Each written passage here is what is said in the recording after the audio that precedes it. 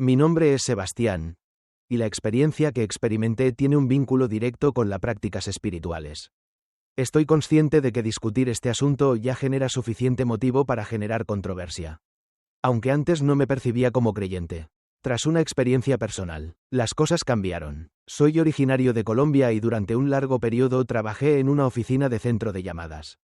Como son conscientes, en esos sitios, la coexistencia entre los empleados suele tener lugar de forma muy agradable.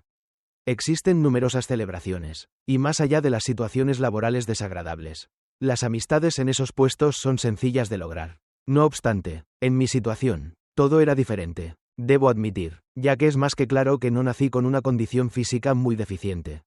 Realmente, soy extremadamente apuesto a los estándares socialmente establecidos. Y para finalizar, poseo una verruga de gran tamaño en una de mis mejillas. Esa característica ha provocado numerosas mofas y acoso a lo largo de mi existencia. Y durante un largo periodo, percibí aquella verruga como mi mayor pecado. A menudo me tuve tan deprimido que hasta consideré quitarme la vida. Y volviendo al asunto del trabajo aquel, ya que yo carecía de muchos amigos, era complicado establecer relaciones con los compañeros más allá de los asuntos laborales. Nunca me convocaban a las celebraciones. Y las escasas ocasiones en que conseguía ir a alguna reunión, todos se apartaban de mí y me provocaban una sensación bastante desfavorable. En ese centro de llamadas, tuve una compañera de la que me enamoré desde el instante en que la vi. Su nombre era Paula. Ella era una mujer increíble, rubia, con un cabello muy bello y un cuerpo que me ponía a temblar al verla. Además, ella llevaba un perfume que me hacía perderme en su fragancia. Paula era una chica altamente buscada por los hombres del lugar, debido a su cierto interés, y nunca se relacionaría con alguno de los que trabajábamos allí, mucho menos conmigo. Además de lo que señalo, Paula me trataba de manera desagradable y a cada ocasión me humillaba. Ella bromeaba con mi fealdad, provocando que los demás se mofaran de mí, pero ya me había yo acostumbrado a eso, así que mejor me dedicaba a trabajar, pues yo era muy bueno para mis labores. Yo siempre fui muy genio en la universidad. Tuve las mejores calificaciones y me gradué con honores. Lamentablemente por mi condición física, siempre fui discriminado y rechazado por estar sobrecalificado también. Así que encontrarme un buen trabajo me fue imposible. Por esa razón es que terminé trabajando en aquel call center. Para mí yo podría considerar que aquello era solo una cuestión temporal. Pero yo sabía bien que en este trabajo yo tenía posibilidades de ascender. Y tener un mejor puesto. Claro que sí, yo conocía a la perfección todos los procesos de las áreas de trabajo. Aquello era algo muy fácil para mí de dominar. Y yo ya había aplicado para otras áreas. Lo malo es que la persona que estaba como director del lugar no me quería ascender, porque una persona fea como yo no podía estar en su plantilla de jefes. Él tenía mucha preferencia por las personas a quienes ascendía, sobre todo por las chicas. Sin embargo, como es conocido en los call centers, la rotación del personal es muy constante. Y en una de esas, contrataron a una chica llamada Camila. Ella era una joven muy extraña, callada y reservada. Ella vestía muy a la moda de los emo, que por aquellos años estaba en su apogeo. Como a ella por dicha característica. También la rechazaban mucho, tanto ella como yo. Comenzamos a tener una gran amistad. Camila era muy agradable y me trataba bien, cosa que ya era ganancia. Poco a poco se fue abriendo más la confianza entre nosotros. Y un día de trabajo, tal y como cualquier otro, Camila, al ver el trato que me daba Paula, me preguntó que por qué yo la soportaba, y por qué le permitía yo esas faltas de respeto hacia mi persona. Ante su pregunta, a mí no me quedó más que confesarle a Camila, que yo había estado enamorado de Paula desde ya hacía tiempo, y que por eso no me sentía capaz de llamarle la atención. Camila sintió la cabeza de forma negativa, y segundos después, cambió el tono de su voz a un modo mucho más serio. Y me preguntó, si hubiera una forma de hacer que Paula te respetara, y que incluso se enamorara de ti, ¿aceptarías? Me reí, y le contesté que eso solo ocurriría si yo vendiera mi alma al fuerza maligna. Camila me regañó y me dijo que estaba hablando en serio. Yo le cuestioné que cómo sería posible alcanzar aquella hazaña. Camila, en voz baja, se quitó el auricular y me confesó que ella tenía habilidades para realizar trabajos de prácticas espirituales y vínculo emocional. Ella me hizo entender que solo dependía de mí.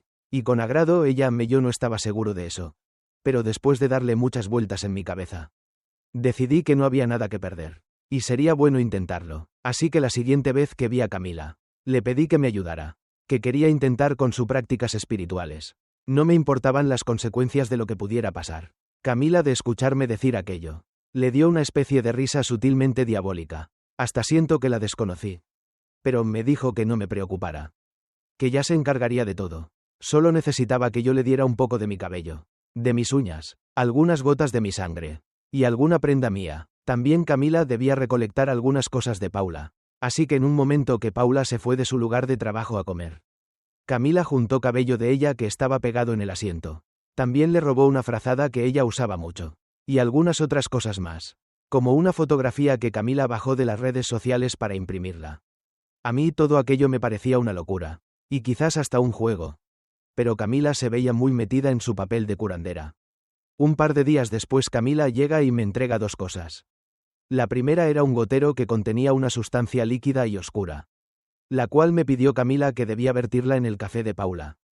Camila nunca me dijo que era aquella sustancia o que la componía. Lo segundo que me entregó fue un extraño amuleto que consistía en un pequeño morralito que tenía dentro de sí un pentagrama pequeño metálico. También algunos granos pintados de dorado y unas hierbas secas que olían un poco raro. Esto serviría, en palabras de Camila, para mejorar mi fortuna, mi suerte y para alejar a los enemigos que quisieran hacerme daño o obstruir mi camino. Con todo eso que me dijo Camila, mi cabeza estaba que estallaba. Yo me emocioné mucho y me sentía listo para sentir los efectos de la magia. Así que ese mismo día busqué el momento adecuado para que Paula se descuidara y poder ponerle las gotas en su café. Una vez que lo logré me tocó ver cómo ella bebía todo aquel líquido sin hacer gestos. Pues al parecer las gotas eran insaboras. Una vez lograda la hazaña, Camila me aclaró que los resultados con Paula serían temporales. Pues la magia podría ayudar a que ella se fijara en mí. Pero a la vez yo también debía estar preparado para mantenerla a mi lado y también para entender que la naturaleza de Paula era la de ser coqueta e interesada. Eso jamás se le quitaría. Así que si yo por mi cuenta no la mantenía a mi lado, ella algún día se iría con un mejor partido en el momento que se aburriera de mí. Pero eso sí, me dijo Camila, que al principio Paula me amaría con locura desenfrenada. Pasaron los días y mi vida ocurría sin ninguna novedad. Así que comencé a pensar que las prácticas espirituales de Camila era pura farsa. Pero ella me pidió que fuera paciente. Porque los cambios grandes en la realidad toman su tiempo, dado que se deben gestar y acomodar las situaciones adecuadas para que las cosas ocurran. Y tal cual si sus palabras fueran proféticas. Un día ocurrió algo que me llamó la atención. Pues llegando un día al trabajo nos encontramos con la noticia de que habían corrido al director. Por unos supuestos acosos que había hecho en contra de unas empleadas. Las cuales lo reportaron y los directivos internacionales no tuvieron más que correrlo para proteger así la imagen de la empresa. Su puesto así quedaría libre. Y por mi mente no me había pasado la idea de ocupar su lugar. Sin embargo, Camila, como si ella supiera todo lo que debía pasar, me insistió para que me animara a reclamar ese puesto de trabajo. En fin, que yo tenía una carrera de administración y tenía el conocimiento necesario para llevar un puesto como el de director de aquel lugar. Yo al principio lo dudé. Pero confié en Camila. Y aunque iba en contra de las normas de la empresa ascender así de golpe, conseguí los contactos de los directivos internacionales y les pedí un momento para charlar. Obviamente la charla sería en inglés, lo cual tampoco representaba un problema para mí. Llegada la hora de la llamada, yo desde mi lugar la atendí. Y estaba en una videollamada con uno de los directivos más importantes de aquella empresa. Cuando Paula me escucha hablar en inglés, de inmediato se acercó con la intención de burlarse. Sin embargo, al ver ella que estaba yo en llamada con aquel directivo importante, su expresión cambió y se notó un tanto de admiración de ella hacia mí. Para no extender esto más de lo debido, yo con mis conocimientos convencí de inmediato a los directivos, quienes no dudaron en venir a hacerme otra entrevista personalmente, y algunas pruebas de conocimiento, las cuales no tuve problema en aprobar. Así que al par de semanas de una intensa capacitación, yo había sido finalmente ascendido a director general de aquella empresa. Todos estaban que no la creían. Y yo tampoco. Camila me dijo que todas esas cosas que me estaban ocurriendo, era primero porque yo me lo merecía, y también porque era necesario que aquello ocurriera, para que el escenario con Paula se pudiera empezar a gestar. Cuando me puse a pensar en eso, caí en la cuenta que sí. En efecto, las cosas estaban cambiando desde que Camila me ayudó. Así que no dudé, y la mandé capacitar a ella para que fuera mi asistente personal, y pudiera también ganar un buen sueldo. Sin embargo, en esta historia faltaba la cereza del pastel. Pues Paula, al verme en mi oficina como director, ya muy bien vestido, en un buen carro, de inmediato comenzó a acercarse a mí, tal y como se acercan las moscas a la miel. Ella ya no me faltaba al respeto, sino todo lo contrario. Ella comenzó primero llevándome detallitos como chocolates, y stickers con frases positivas que pegaban el monitor de mi computador. Cuando yo llegaba en las mañanas y los veía, la verdad es que sí me alegraba el día. Ahí fue cuando supe que las cosas estaban cuajando bien con las prácticas espirituales de Camila. El momento por fin había llegado. Yo me armé con acento agudo de valor e invité a salir a Paula. Ella de inmediato dijo que sí. No sabía yo si era cosa de interés o por amor que ella aceptó. Pero como yo estaba enamorado de ella perdidamente. En ese momento no me importó. Porque por primera vez yo estaba disfrutando de la vida con una bella mujer a mi lado. Una inmensa satisfacción me invadió. De saber que por primera vez en mi vida las cosas eran distintas. Eran mejores. Yo aquella noche que salí con ella. Fuimos a bailar. Tomamos un par de tragos y como era de esperarse. Tuvimos una noche llena de pasión. En la que ella se entregó a mí con intensidad. Con eso a mí se me metió la idea de que ella de verdad me amaba también. Así dio inicio una relación en la que tuvo que cambiarse de trabajo. Porque por normas de la empresa, no podíamos trabajar en el mismo lugar siendo novios. Nos veíamos cada fin de semana para salir y tener encuentros espectaculares llenos de amor y pasión. Para mí aquello era la vida pura. Tenía un buen trabajo, muy buen sueldo y a la mujer de mis sueños a mi lado. Pero no todo era miel sobre hojuelas. Ya con el tiempo, como lo dijo Camila, entre Paula y yo comenzaron a haber peleas y discusiones. Ella se volvió extremadamente celosa conmigo, al grado que quería limitarme en todo. Le daban celos incluso de que tuviera juntas de la empresa en las que participaran otras mujeres. Pues aunque ella trabajaba en otro lugar, tenía casos informantes que solo se la pasaban inventándole chismes y le decían que yo tenía amantes en la empresa y por todos lados. Cosa que era mentira. Yo solo tenía ojos para ella. Para mí ella era el amor de mi vida. Así que las habladurías eran cosa muy injusta para mí. Yo me sentía muy triste. Más porque retomando las palabras proféticas de Camila. Un día cansado decidí salir temprano de la empresa y fui a buscar a Paula a la salida de su trabajo.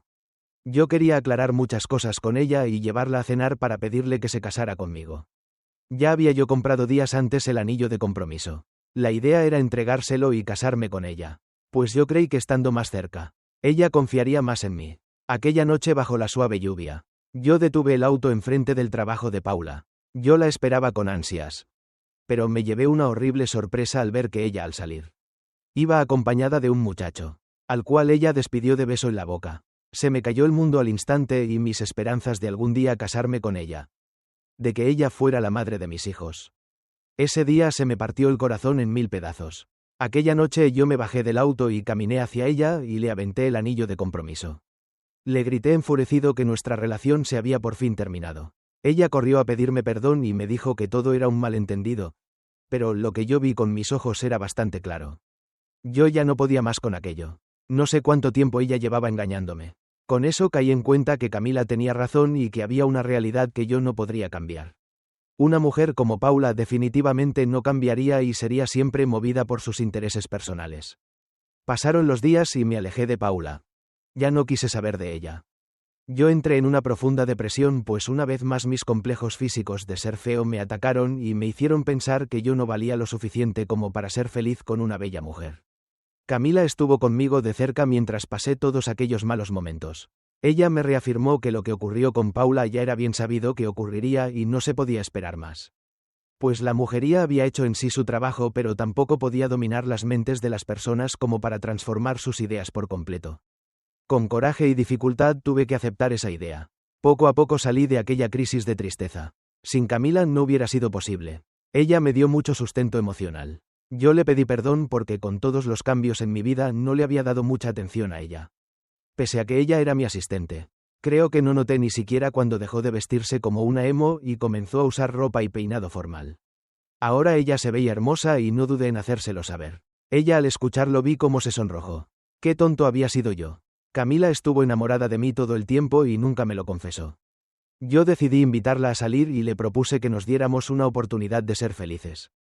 Así que fuimos a cenar varias veces y nos enamoramos al grado que terminamos casándonos. Yo dejé a un lado el trabajo de director en aquella empresa y con los ahorros Camila y yo pusimos un pequeño restaurante en el que hasta la fecha trabajamos juntos. En algún momento me pasó la idea de que Camila también me hubiera hecho algún tipo de amarre. Pero la verdad no me gustaría ponerme a investigar si eso pueda ser real. Pues honestamente la vida que llevo con ella me siento muy feliz. No me gustaría volver a caer en una tristeza y quedarme solo por mis extraños complejos. De Paula solo puedo decirles que ella hasta la fecha ya tiene casi 50 años y nadie la tomó en serio. Nunca nadie cayó en sus juegos. Ningún hombre la tomó en serio más allá que para una noche de pasión y yo no sé si realmente las prácticas espirituales que Camila hizo fue lo que provocó todas estas cosas. Pero me alegra que nadie haya muerto o haya sufrido algún efecto negativo. Todo ocurrió de una manera que pareciera haber sucedido por mero curso de la naturaleza. Sin embargo, yo me siento agradecido de decir que las prácticas espirituales cambió mi vida. Deslealtad. Existen hombres que gustan de jugar con los sentimientos de sus parejas. Que gustan de andar de cama en cama satisfaciendo su instinto. Buscando ese placer que más allá de ser eso, es un vacío en su alma que nunca van a poder llenar. Alejandra era una chica joven y hermosa. Cuando los sucesos ocurrieron ella tenía 22 años y trabajaba atendiendo la caja en una carnicería. Ella deslumbraba por su belleza y por su encanto. Además ella era una chica de personalidad muy agradable y atraía a muchos pretendientes. Muchos de ellos hombres buenos que podrían darle una compañía y amor leales. Sin embargo, Alejandra ya tenía varios meses saliendo con un chico llamado Tomás. Él era un joven que tenía mala fama de ser mujeriego, pues quienes eran cercanos a él sabían muy bien que le gustaba andar conquistando muchachas aquí y allá para pasar la noche. Pero cuando esos rumores llegaron a los oídos de Alejandra, ella estaba muy enamorada y estaba cegada de amor, así que no hacía caso a los consejos que se le daban y los consideraba como simples habladurías. Dichos rumores de las deslealtades de Tomás llegaron también a oídos de la mamá de Alejandra que se llamaba Doña Lucía, quien de inmediato trató de hablar con su hija para advertirle que Tomás no le convenía. Sin embargo, Alejandra, muy molesta, discutió con su madre y le pidió que no la molestara más con ese tema. Ella defendía a capa y espada su amor con Tomás, y en aquella discusión Alejandra le confesaría a su madre que Tomás le había propuesto que vivieran juntos. Aquello sonaría muy bien para una pareja de enamorados que desean juntarse y disfrutarse más plenamente, pero todos en la colonia sabían que Tomás no era una persona laboralmente estable. Él constantemente era despedido de sus trabajos por mala conducta y también porque le gustaba buscar pleito con los demás compañeros. Tomás no era de fiar y parecía que realmente lo que buscaba es que Alejandra lo mantuviera porque ella tenía un buen sueldo y se había mantenido estable por más de 3 años trabajando en aquella carnicería. Y no era cosa de secreto que muchas veces Alejandra pagaba las salidas o las idas a bailar. También le compraba ropa o le hacía regalos muy agradables que a Tomás le caían como anillo al dedo. Y nadie de sus cercanos comprendía por qué Alejandra permitía todo eso. Pero ya muchos de sus amigos o familiares dejaron de insistirle con aquellos temas y dejaron que ella se diera cuenta a su debido tiempo del error tan grande que estaba cometiendo. Y así, en contra de todo lo que se le decía, Alejandra cumplió su palabra y se mudó a vivir con Tomás a una casita en una colonia vecina. Sin embargo, una ocasión Doña Lucía, quien trabajaba como vendedora en una tienda comercial muy conocida, salía de manera regular a eso de las 9 o 10 de la noche. Aquella vez la señora Lupe iba saliendo por la puerta del personal cuando vio como una de sus compañeras del trabajo se estaba besando con Tomás. Aquel era un beso muy apasionado en el que había manoseo incluido. Ellos estaban desbordando pasión enfrente de todos. Instantes después la mujer se subió a su auto y Tomás se subió en el asiento del copiloto y ambos se marcharon.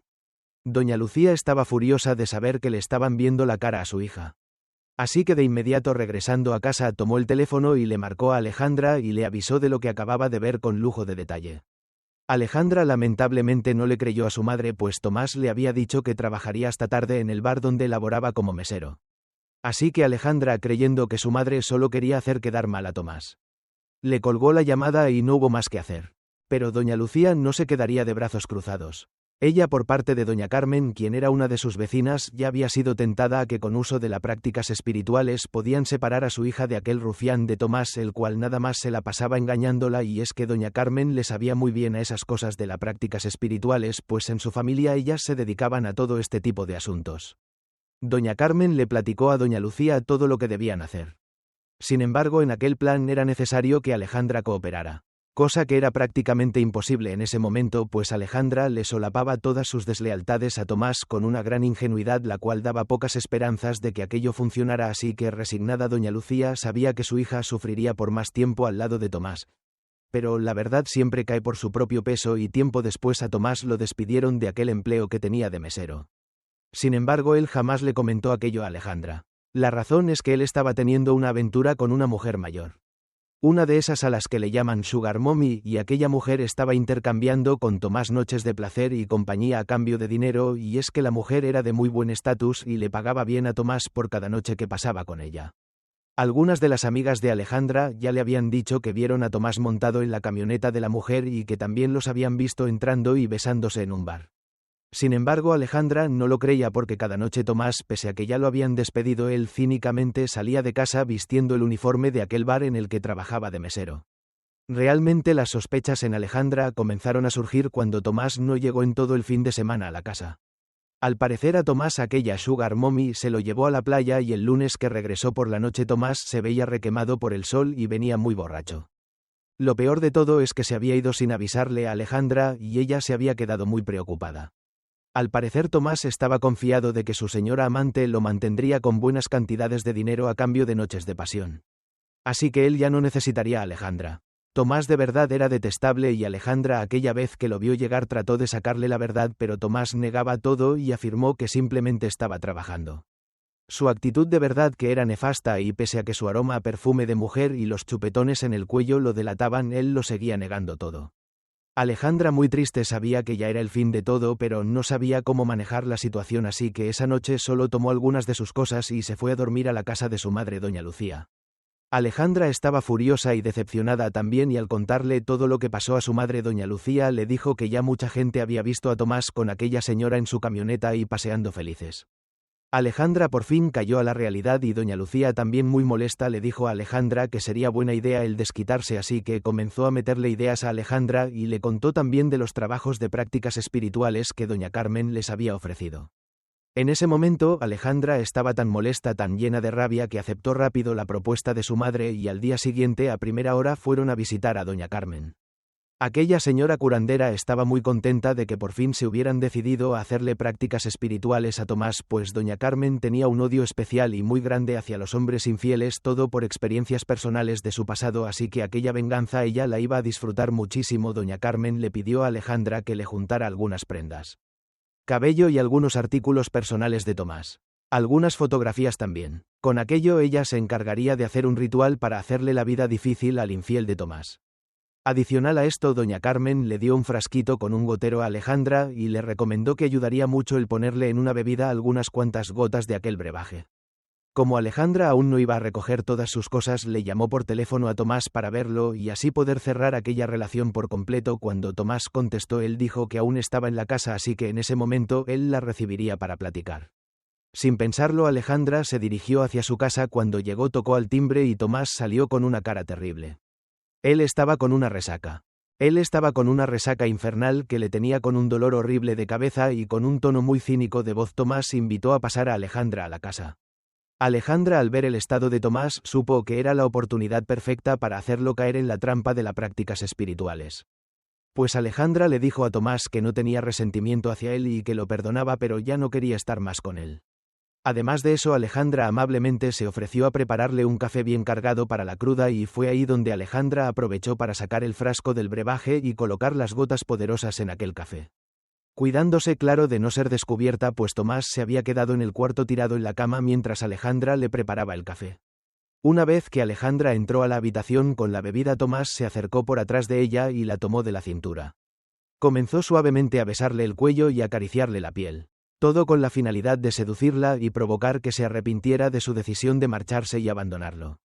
Alejandra por un instante accedió a las caricias y toqueteos de Tomás, pues ella era débil ante él y es que él sabía muy bien cómo prenderla. Alejandra estaba comenzando a perderse en aquel arrumaco corporal cuando por accidente fue que derramó un poco de café hirviendo sobre el pecho de Tomás, quien no traía camisa, y lo quemó haciéndolo lanzar un gran grito de dolor. Tomás se molestó mucho por aquello y tomó el café y comenzó a beberlo sin importarle lo caliente que estaba. Si aquel accidente no hubiera ocurrido, seguro Alejandra hubiera caído en la tentación y todo el plan se hubiera caído también.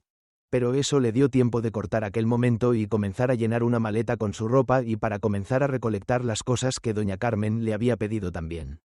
Cuando Alejandra salió de aquella casa, Tomás se quedó muy enojado. Él no toleraba que lo abandonaran. Él, muy cínico, no aceptaba que él había provocado aquello y Tomás ni sospechas tenía de que había bebido del brebaje de doña Carmen. Él no sabía lo que le esperaba. Una vez que Alejandra le entregó las cosas a doña Carmen, La mujer comenzó a confeccionar un muñeco con trozos de trapo de las prendas de Tomás. Por dentro cuidadosamente lo fue llenando con trozos de hierbas y arena del panteón.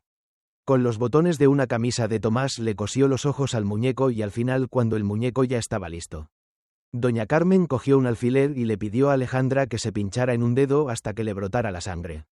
Una vez que el alfiler estaba impregnado con el rojo líquido de la sangre de Alejandra, doña Carmen tomó el alfiler y lo clavó justo en el área genital de aquel muñeco. Lo metió muy profundo a la vez que hacía una carcajada malévola. Doña Carmen al parecer disfrutaba de aquel trabajo de prácticas espirituales más que nadie. Alejandra había accedido a hacer esas prácticas espirituales solo por petición de su madre, pero ella en sí no creía en esas cosas. Pues ella no daba por hecho de que eso pudiera funcionar. Pasaron los días y ya Alejandra se había establecido de nuevo con su mamá y ella seguía trabajando en la carnicería y todo iba de manera normal. Pero como sus compañeros los carniceros eran muy dados al chisme, estos le contaron a Alejandra que a Tomás se le había hecho muy mala fama con algunas chicas de la colonia. Porque él ya no estaba funcionando como hombre. Se decía que él ya no era capaz de tener una erección. Algo le habían hecho o le había pasado que el aparato ya no le funcionaba. Alguna enfermedad desconocida o lo que fuera se rumoraba. Sin embargo, Tomás estaba siendo humillado por todos en la colonia, dadas aquellas habladurías que se decían en su contra. Pero todo aquello era verdad. Pues pronto estaba en boca de todos que Tomás había perdido la virilidad y ni siquiera los médicos lo habían podido ayudar. Así que toda esa fama de semental que él se había forjado terminó en una humillante y miserable vida de soledad y rechazo. Pues él ya no podía satisfacer más a ninguna chica. Tiempo después se supo que Tomás no pudo más con la vergüenza y desapareció de aquella colonia. Nadie supo a dónde se fue. Simplemente se lo tragó la tierra. Un par de años más tarde, Alejandra, mientras paseaba por la calle, se topó con un vagabundo que intentaba pedirle dinero. Aunque parecía muy joven, aquel individuo se mostró extremadamente descuidado y captó la atención de Alejandra por su intenso olor a orines y excrementos. Especialmente porque estaba acompañado de 3 perros hambrientos en la calle. Alejandra inmediatamente identificó a ese vagabundo como Tomás, pero ella no pudo reconocerla debido antes de compartirles mi experiencia. Quiero advertirles sobre los poderes de las prácticas espirituales. Ese es un tema que debe tomarse muy en serio. Pues como en mi caso, puede que ustedes también estén siendo atacados por alguna mala envidia o por alguna persona cercana que les esté deseando el mal.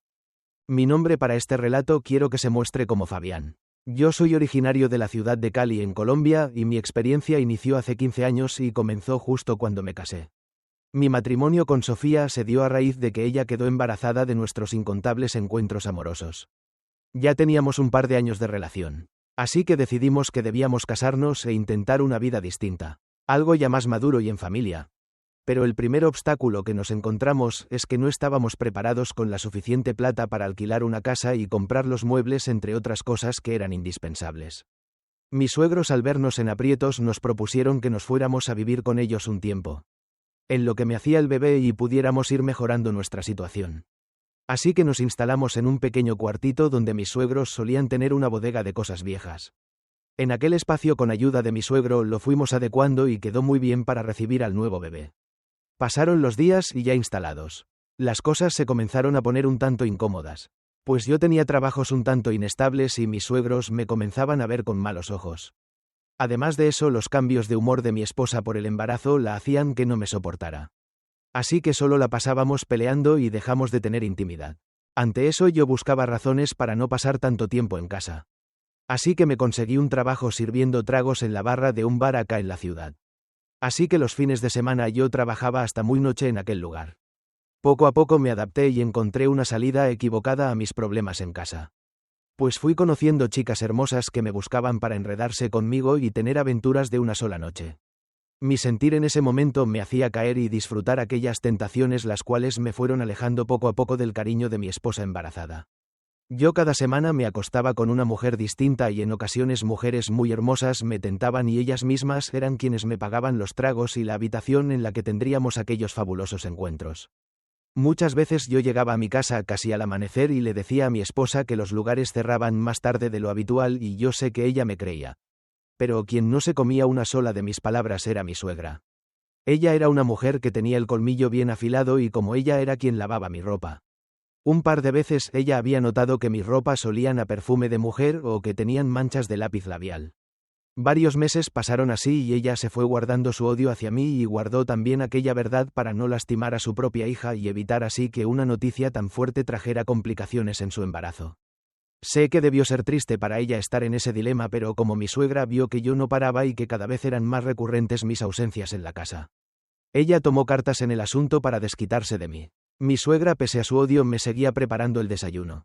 Una mañana recuerdo perfectamente que me sirvió unos huevos revueltos con un trozo de carne y el café como era de costumbre. Pero yo noté que ese café tenía un sabor un poco agrio. Su aroma era diferente, pero yo no podía quejarme por la razón de que muchas veces yo no aportaba dinero para comprar los alimentos. Mi suegra, quien se quedaba parada frente a mí, solo me miraba. Ella se quedaba cerca para asegurarse de que yo me acabara hasta el último bocado y me bebiera hasta el último sorbo de aquel café. En toda esa semana, el sabor en la comida y en el café era un tanto distinto a lo normal. Hasta llegué a pensar que mi suegra me quería envenenar. Pobre de mí. Pero lo que yo ignoraba es que las prácticas espirituales ella me la había metido en la comida. Pasaron los días y yo noté que me costaba mucho trabajo levantarme. Me sentía demasiado cansado y mis músculos se sentían como entumidos. Además me faltaba el aire y había un extraño hormigueo en mis brazos y piernas que pronto se convertiría en una sensación dolorosa e insoportable. Le comenté a mi esposa y fuimos a ver a un médico que era amigo de mi suegra. Aquel era un especialista que me mandó a hacer estudios. Sin embargo, el médico me dijo que todo estaba en orden, que el exceso de vida nocturna y de alcohol ya me estaba afectando. Así que me recomendaba dejar el trabajo en el bar. Yo me fui tranquilo a la casa, pero aún así me pasé 2 días en cama. Yo dormía la mayor parte del día porque solo durmiendo se me quitaban las molestias. En esos días que yo no salía de la cama fue que mi esposa fue al médico y nos dieron la noticia que tendríamos hijos gemelos. Ya faltaban pocas semanas para que Sofía diera a luz y nosotros habíamos decidido que hasta la última etapa queríamos saber si tendríamos un niño o una niña. Yo sabía que mi suegra ya estaba metiéndole ideas a Sofía, porque esa ocasión no me avisaron que irían al médico.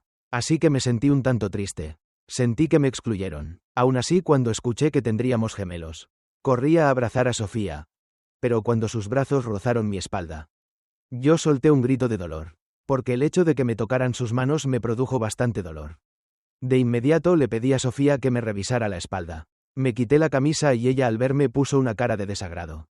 Pues lo que vio le causó una horrible sorpresa. Al verme en el espejo noté que tenía unas manchas rojas repletas de pequeñas ámpulas, las cuales estaban reventando y me causaban un ardor horrible. Yo me asusté mucho y tuve que ir de nuevo a visitar al médico. Aquel doctor amigo de mi suegra fue el que me estuvo atendiendo, pero él me decía que todo estaba bien. Solo me indicó algunas vitaminas y que siguiera reposando. Yo no salí de la cama en un par de semanas. Mi situación estaba cada vez peor, porque yo sentía que perdía la movilidad de mis manos y de mis pies. Aquellos dolores que parecían agujas que se me enterraban en el cuerpo iban en aumento y me estaban provocando gran sufrimiento. Lo peor de todo es que no pude estar el día que Sofía dio a luz a nuestros hijos gemelos. Mientras Sofía estaba en el hospital, mi suegra entró a mi habitación para platicar conmigo. La mujer estaba furiosa y me comenzó a reclamar por todas las deslealtades que yo había cometido contra su hija. Ella me pidió que me alejara de sus vidas o que de lo contrario me arrepentiría. Mi suegra confesó que ella me puso un trabajo de prácticas espirituales y que de no irme de su casa y alejarme de Sofía y de los bebés, ella misma se encargaría de matarme con el trabajo que me estaba haciendo. Yo por dentro escuchaba y sentía mucho miedo, porque me sentía como un enfermo en fase terminal. No tenía ni siquiera energías para pelear con la señora y solo escuché que ella me dijo que ya venía un taxi en camino y que me mandaría de regreso a casa de mis papás. Que tomara mis cosas y me largara de su casa, porque ella no quería que cuando Sofía regresara con los bebés yo siguiera poniendo un pie en su casa. También me hizo saber que Sofía ya sabía de todas las deslealtades que cometí y ya no me quería tampoco ver y ni siquiera me dejarían ver a mis hijos. Yo muerto de miedo agarré lo que pude y me salí a esperar a que llegara el dichoso taxi. Sin pensarlo, cuando el taxi llegó subí mis cosas a la cajuela y decidí que después regresaría para aclarar las cosas. Pronto llegué a mi casa y mis papás me recibieron muy preocupados por el estado en que yo había regresado.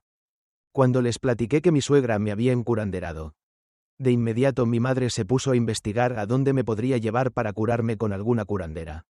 Todos esos días yo estuve llamándole a Sofía para arreglar las cosas, pero ella siempre se negaba a atender mis llamadas.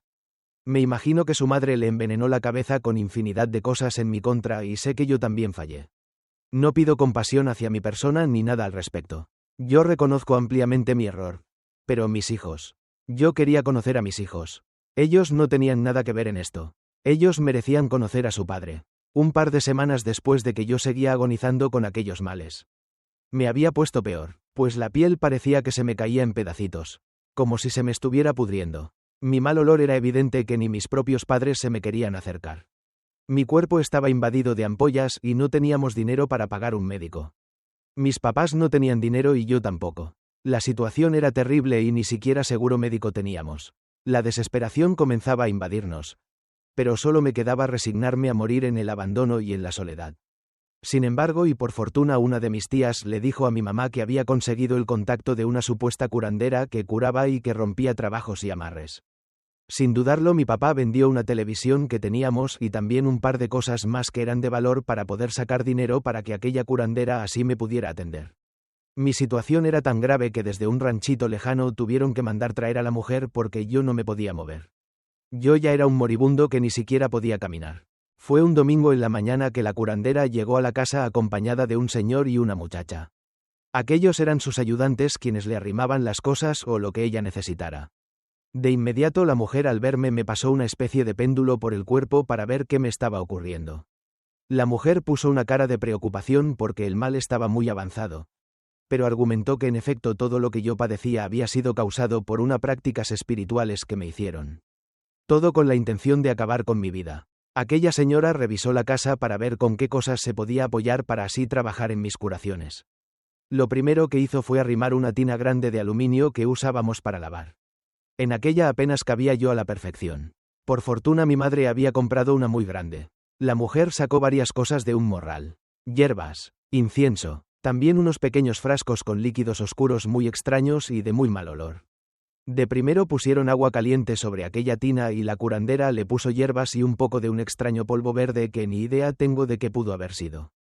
La mujer le rezó al agua por unos minutos y después pidió a sus ayudantes que me quitaran la ropa y me metieran en la tina.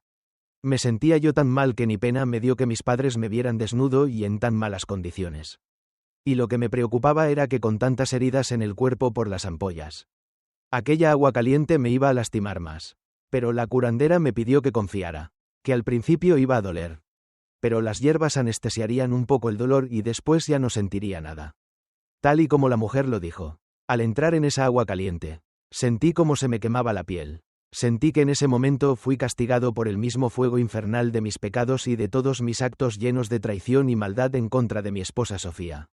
Sé que en esos momentos pagué por lo que hice. Porque yo lloraba y me retorcía y por más que trataba de salir de la tina. Entre los ayudantes de la curandera y mis papás me impidieron que yo lograra hacerlo. 5 minutos después ya estaba todo tranquilo. Ya no me dolía nada. Ya estaba yo mucho más relajado tal y como lo había dicho la curandera. Aquella mujer de inmediato me dio a beber un líquido que ella preparó y que había puesto a hervir. Aquella bebida sabía carne cruda. Algo asqueroso. No quiero pensar a qué animal tuvo que matar para extraerle la sustancia y después dármelo a ingerir. Cuando lo tragué les juro que fue lo más asqueroso que había probado en mi vida. Yo lloraba de tristeza, de culpa, ahí fui sacando todo el arrepentimiento. Sabía que era tiempo de cambiar y ser mejor. A los pocos minutos de que tomé aquel brebaje y de que lloré como nunca. Caí rendido y dormido, como si aquello me hubiera sedado. Yo no supe de mí sino hasta el día siguiente que desperté. Yo abrí los ojos y creí que el mal ya se habría ido. Pero la curandera dijo que se debía repetir el procedimiento por 3 veces más. Así que ella se quedaría en la casa para llevar a cabo su trabajo. De verdad que todo aquello fue muy doloroso y me provocó un dolor físico y emocional.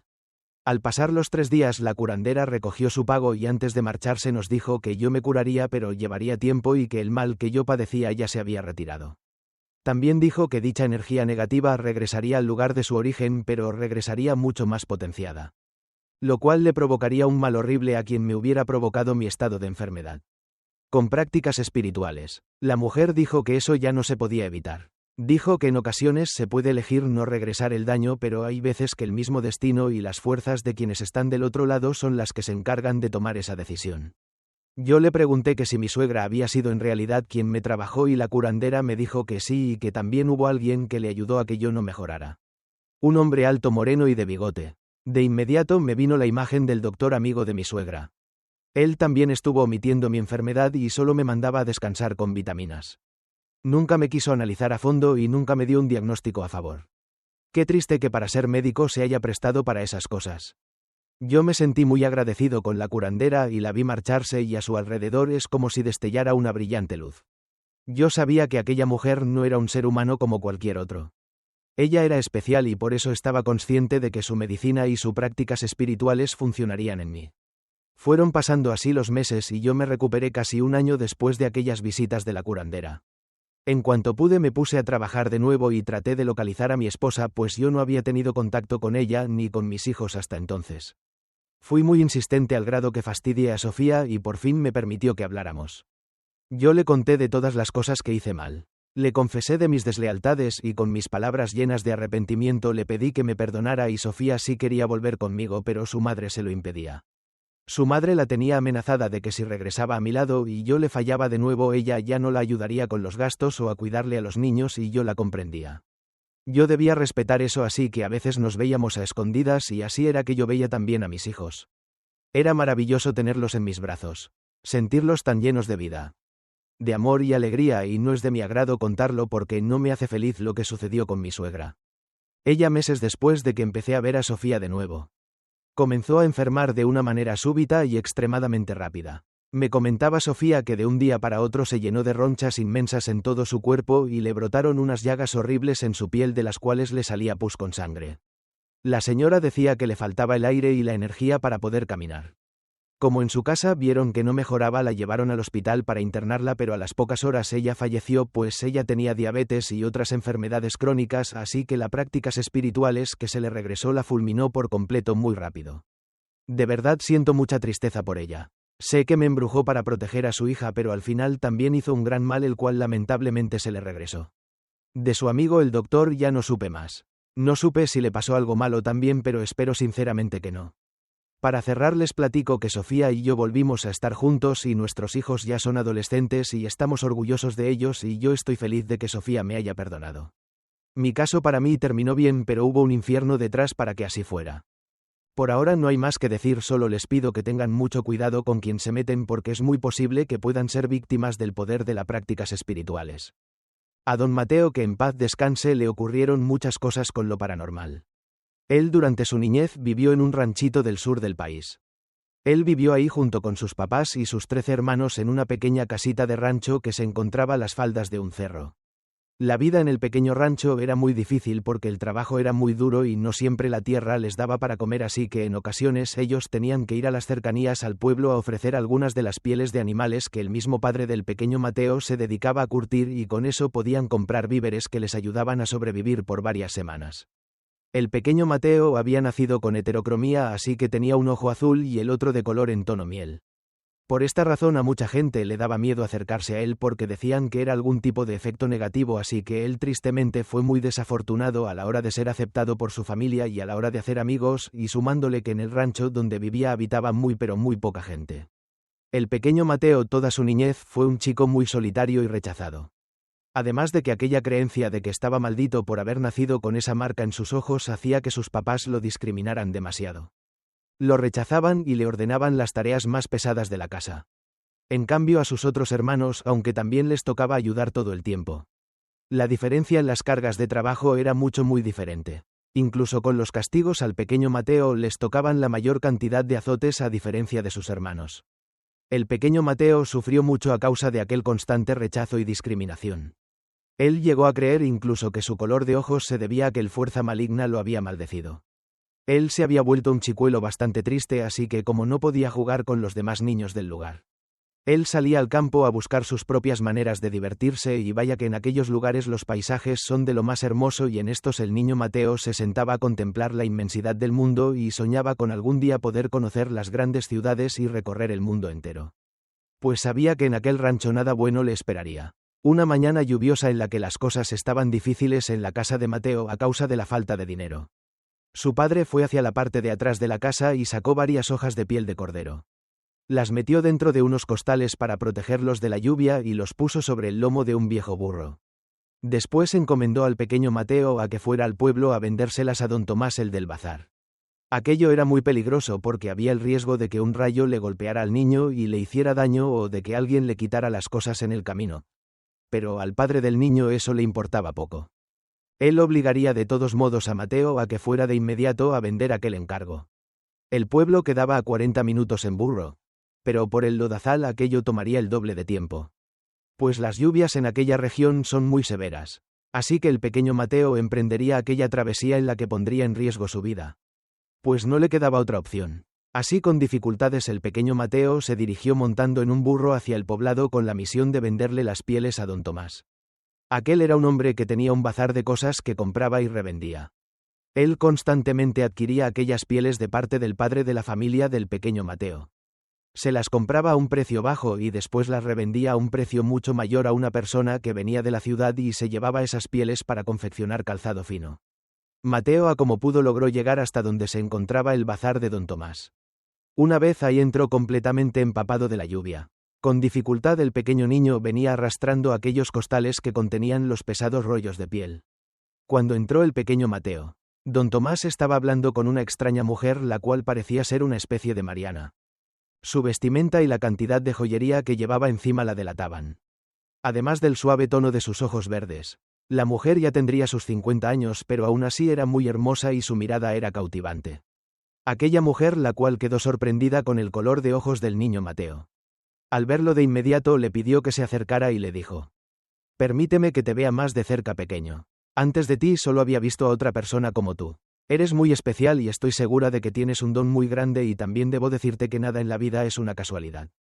Así que me alegra mucho haberte encontrado por aquí». El pequeño Mateo se hizo un poco para atrás porque se sintió intimidado por las palabras de la Mariana. Pero don Tomás le dijo al chico: «Anda, Mateo, hazle caso a la mujer, no querrás que te lo pida por las malas, créeme que ella es peor que el mismo entidad oscura». Mateo al escuchar a don Tomás se acercó muy callado a la mujer, quien se dirigió a él nuevamente. «Así que te llamas Mateo. A ver, ven, préstame tu mano. No te asustes, solo quiero saber un poco más de ti». El pequeño se acercó y la Mariana le tomó la mano. Cerró los ojos un par de segundos. Se concentró y después comenzó a recorrer con la mirada cada detalle de las líneas de la mano de aquel pequeño Mateo. La Mariana hacía muecas de preocupación. Una muy profunda preocupación, diría yo. Un instante después soltó la mano del niño y muy callada o asustada se fue a sentar a una silla en silencio y prendió una pipa de la cual comenzó a fumar con un nivel de alta ansiedad. Don Tomás al ver aquello le preguntó con mucha curiosidad a la Mariana: «Bueno, mujer, pero dinos lo que has visto, no te quedes callada, nos vas a matar de curiosidad». La mujer le dijo a don Tomás que mejor se pusiera a atender al pequeño, que ya necesitaba unos minutos para pensar. El pequeño Mateo no tenía idea de lo que estaba pasando, así que tímido le entregó las pieles a don Tomás y éste le entregó su pago. Cuando el pequeño Mateo estaba por salir del bazar se despidió, pero la Mariana lo detuvo. «Espera, niño, ven, acércate nuevamente. Quiero que sepas que las visiones que mi tercer ojo me hicieron ver son algo que me impidieron que te dijera. Hay fuerzas que gobiernan más allá y tienen reglas muy severas que no se pueden romper. Eres muy pequeño para que te lo explique o para que lo comprendas. Sin embargo, me pidieron que te diera esto. Tómalo, es un amuleto que te cuidará y te traerá mucha suerte. Lo único que te puedo decir es que si lo llevas siempre contigo, la bendición suprema estará de tu lado. Eres especial, Mateo, nunca lo olvides, no importa que los demás te digan lo contrario. Ah, una cosa más, si un día estás en mucho peligro solamente aférrate al amuleto. Tócalo con tus manos y apriétalo y te pido que no temas. Ahora anda a casa. Fue un gusto conocerte». El pequeño Mateo se colgó aquel amuleto, que era una especie de piedra preciosa de color ámbar brillante. Agradeció a la Mariana y se fue directo a casa para entregar el dinero a su padre. Mateo salió feliz de aquel lugar por haber conocido por fin a alguien que se había mostrado alegre de conocerlo. La Mariana había sido la única persona en el mundo que le había demostrado un poco de afecto y aprecio a aquel pequeño. Con dificultades en el camino, Mateo atravesó gran parte del campo, que estaba en condiciones horribles.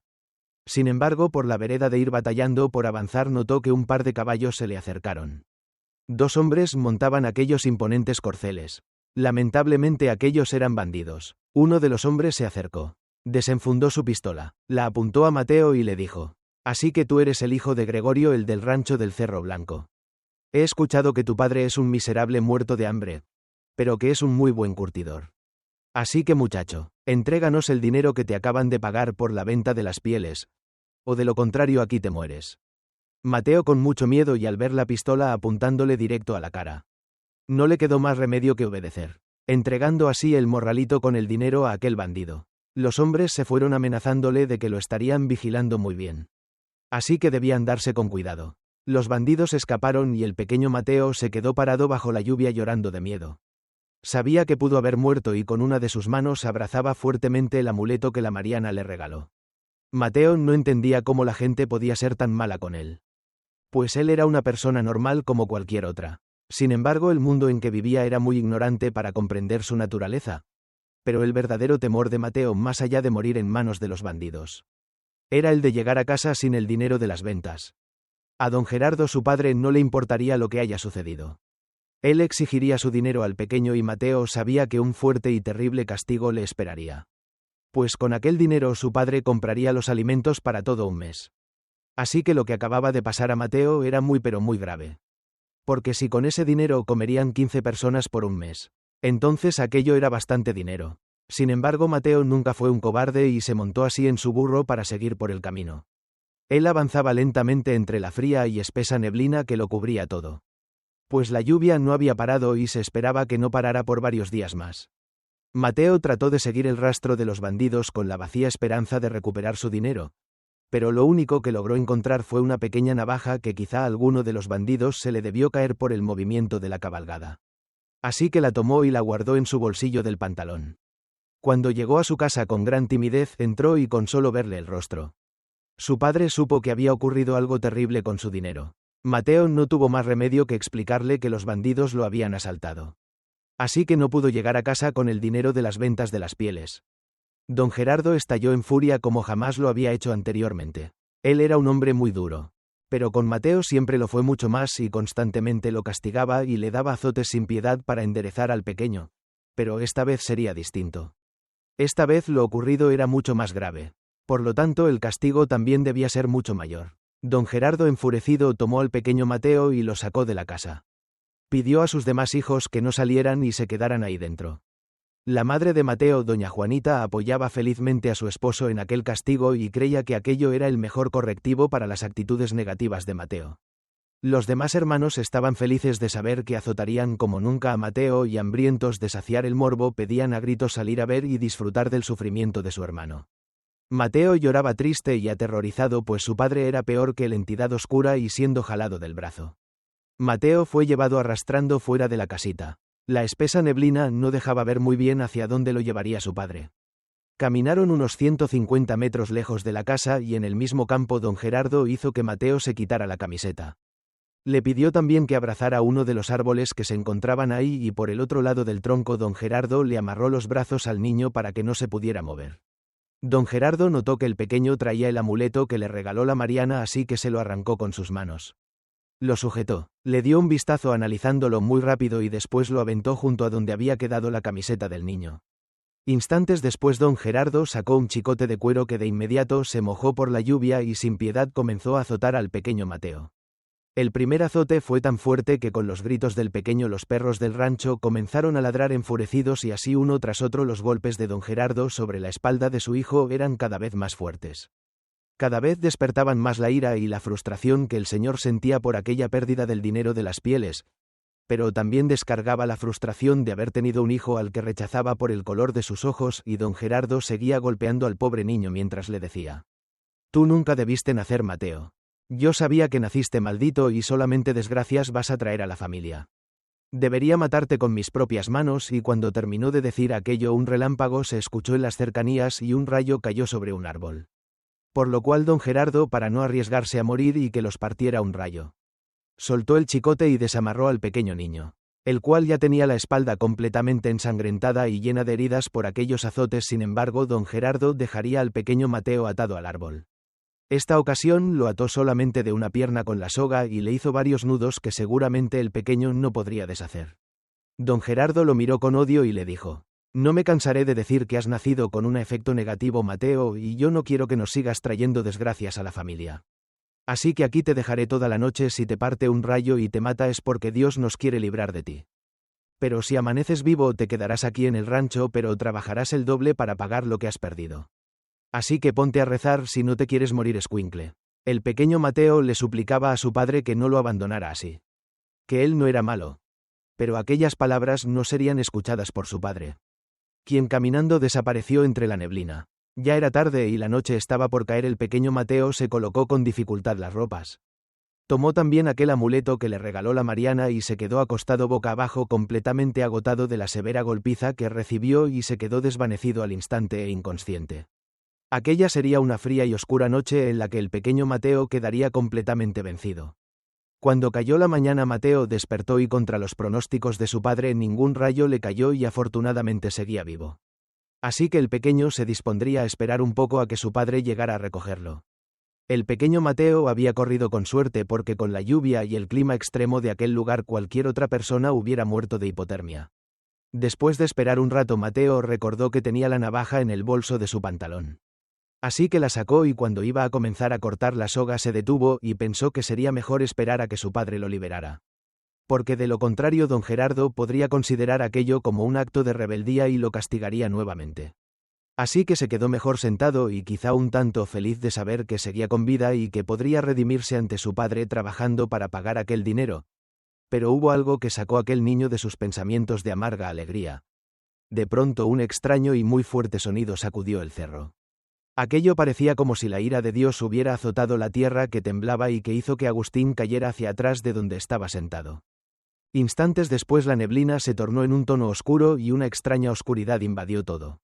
Aquel caos debió durar un par de minutos, los cuales para Mateo fueron eternos, y el pequeño niño, muy asustado por no comprender lo que estaba ocurriendo, solo se agazapó y con sus manos apretó el amuleto de la Mariana y pidió para que nada malo le pasara.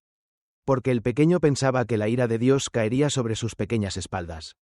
Cuando las cosas se calmaron de inmediato Mateo sacó la navaja y cortó la soga que le ataba al árbol y corrió a como pudo hacia su casa para protegerse. Así que caminó y se abría paso sobre la espesa niebla. Su andar era lento pero trataba de apresurarse lo más posible dentro de aquel profundo silencio que le perturbaba cada segundo que pasaba. Una vez que se fue acercando más Mateo notó que había muchas rocas y montones de tierra y lodo que le impedían pasar para llegar a su casa. Así que fue rodeando y brincando aquellas rocas hasta llegar a lo que era su casa, la cual lamentablemente había quedado sepultada por un inmenso deslave del cerro que por la humedad de las intensas lluvias terminó por sepultar con colosales cantidades de lodo y rocas. La que había sido su casa junto con toda su familia adentro, la cual aún estaba durmiendo cuando la tragedia ocurrió. Ante aquello no había manera de salir con vida, pero afortunadamente Mateo pasó la noche fuera de casa y eso le salvó la vida y, contrario a lo que dijo su padre, Dios no le castigó y le permitió seguir viviendo. Mateo lloraba y trataba de remover la tierra, pero era imposible rescatar a su familia, no había manera, así que su cuerpo tirado lloraba de tristeza su gran pérdida, pues aunque nunca lo quisieron en su casa, él se amaba a sus padres y sus hermanos. Después de un rato una voz de mujer se dirigió a Mateo, quien volteó a verla, pero por la espesa neblina no se le veía bien el rostro. Aparentemente aquella mujer también era muy alta.